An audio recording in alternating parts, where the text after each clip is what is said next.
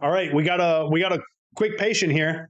Our patient has a pH of 7.3 and a CO2 of 56. What is your diagnosis? That is a classic National Registry type question. What is your diagnosis? A pH of 7.3 and a CO2 of 56. Remember, 7.35 to 7.45 is considered normal.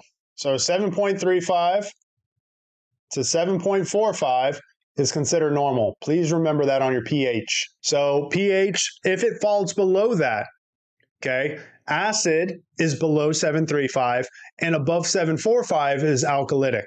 So by just seeing the pH of 7.3, we know that my patient is acidic.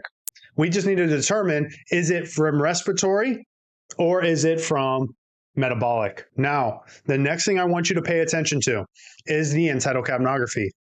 If my end-tidal capnography is low, but my patient is acidic, it's metabolic.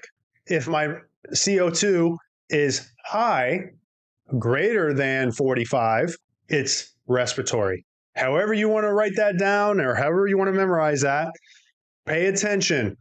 What is the CO2 in correlation to my pH? It's going to point you in the right direction. And I promise you, every single one of you that's in here right now that plans on taking the National Registry, you're going to have at least two of these questions. They call them arterial blood gas questions, and they're going to give you a pH, and they're going to give you a end-tidal capnography. They might even give you more vital signs. So it might give you a heart rate, a blood pressure, all types of stuff.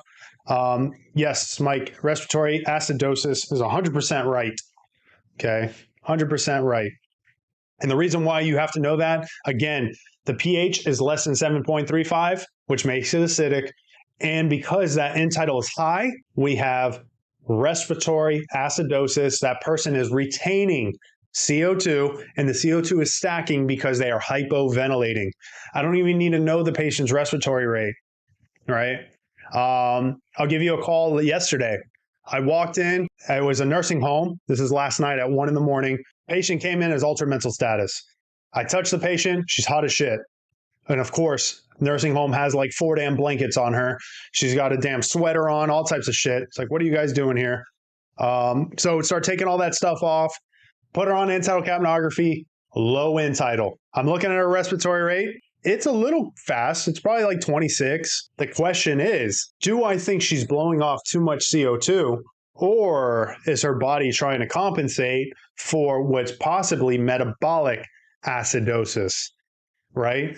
Now we have to kind of look at the full picture and say, hey, does my patient have a fever? What's my patient's heart rate? What's my patient's O2 saturation, right? We get a lot more into the vital signs. My patient had a sepsis alert.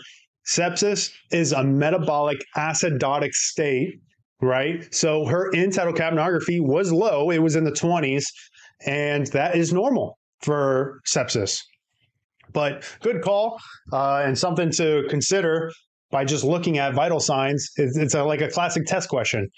Remember, anything that has to deal with a decrease in perfusion, could be anaphylaxis, could be whatever, is going to potentially decrease your end-tidal capnography.